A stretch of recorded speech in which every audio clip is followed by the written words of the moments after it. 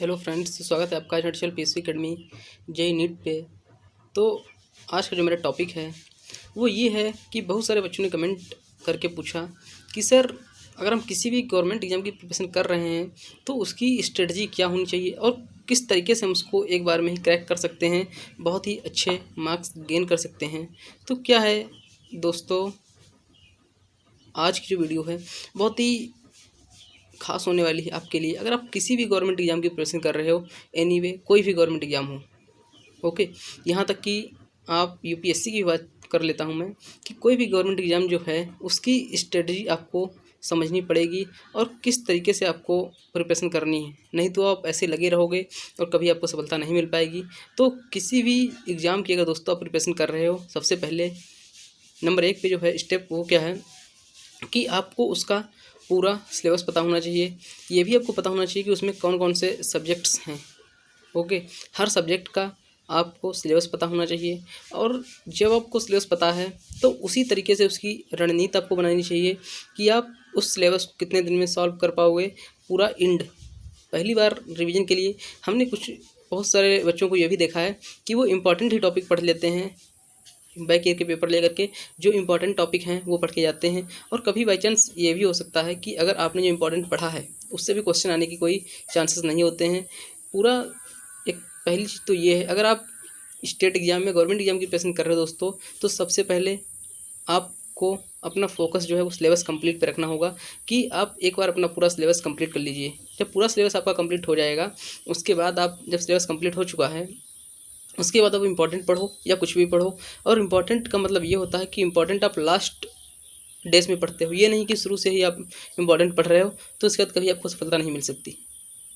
ठीक, ये बात आपको याद रखनी है कि कोई भी एग्ज़ाम की आप प्रिपरेशन कर रहे हो तो सबसे पहले आपको अपना सिलेबस कंप्लीट करना है। सिलेबस कंप्लीट करने के बाद ही आपको अच्छी तरीके से सिलेबस कंप्लीट के साथ साथ आपको हर तरीके के स्टैंडर्ड नोट्स भी बनाने हैं, उसमें इंपॉर्टेंट की और इम्पॉर्टेंट पॉइंट्स भी आपको लिखने होंगे। इसी तरीके से आपकी स्टडी चलती रहेगी जब तक आपका सिलेबस कंप्लीट नहीं हो जाता है। तो पूरा सिलेबस आपको एक बार कंप्लीट करना है। उसके बाद क्या है कि आपको रिवीजन करना है। आप रिवीजन का भी अपना एक टाइम बना लीजिए कि आपको किस तरीके से रिवीजन करना है और कितने दिनों में रिवीजन अपना पूरा कंप्लीट कर डालना है। इसके बाद क्या होगा कि फिर आपको हर चैप्टर की वन शॉट करने होंगे कि एक दिन में हमें ये सिलेबस कंप्लीट करना है, एक दिन में ये मैथ कंप्लीट करनी, रीजनिंग कंप्लीट करनी। क्या है कि इस तरीके से अगर आप स्ट्रेटजी बना रहे हो तो कोई भी एग्ज़ाम आपसे दूर नहीं होगा, बहुत जल्दी आपको गवर्नमेंट जॉब मिल सकती है। आपको तरीका ही नहीं पता है किस तरीके की स्ट्रेटजी आपको बनानी होगी।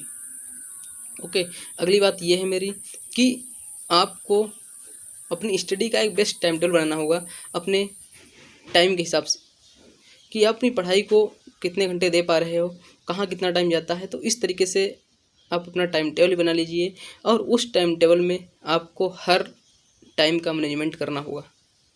आपको कितने घंटे पढ़ाई करनी है, क्या करना है, पूरी स्ट्रेटजी आपको बनानी होगी। तो आपको गवर्नमेंट जॉब मिलने से कोई रोक नहीं सकता है दोस्तों। ओके, बहुत सारे बच्चों ने कमेंट किया था कि स्ट्रेटजी क्या होगी, तो बस यही 2 रूल आप फॉलो करो। अभी तक के लिए आपसे कोई भी जॉब दूर नहीं होगी, कितना भी बड़ा सिलेबस हो, कितना भी ब्रांड सिलेबस हो, आपको पूरा सिलेबस कंप्लीट करना है बहुत ही अच्छी तरीके से। इसके बाद ही आप क्या है, इसके बाद ही आप अपना रिवीजन स्टार्ट कर सकते हो। और इम्पॉर्टेंट ये होता है, इम्पॉर्टेंट उन बच्चों के लिए होता है जिन्होंने पूरे साल कुछ भी नहीं पढ़ा हो। और अगर आप पूरी तरीके से पढ़ रहे हो, बाकी गवर्नमेंट जॉब के लिए बेटा कुछ इंपॉर्टेंट नहीं होता है, आपको पूरी तरीके से ही पढ़ना होगा। 101% आपको अपना सिलेबस कंप्लीट करना होगा, इसके बाद ही आपको जॉब मिल सकती है। ये नहीं है कि इंपॉर्टेंट टॉपिक पढ़ के कुछ भी नहीं हो सकता। ओके, तभी हमने बताया कि आपको बस अच्छी तरीके से पढ़ाई करनी है।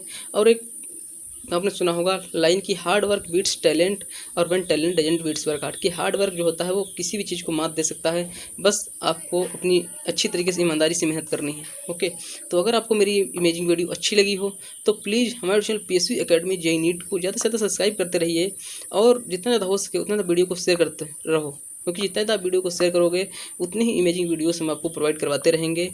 इसी तरीके से बहुत सारी वीडियोस आपके लिए कुछ खास होने वाली है और आप लोग इस स्ट्रेटजी को मेरी फॉलो करो, हो सकता है आपको जॉब बहुत ही जल्दी मिलेगी। बस आपको ये सारे नियम फॉलो करने हैं। धन्यवाद दोस्तों, मिलते हैं नेक्स्ट वीडियो में।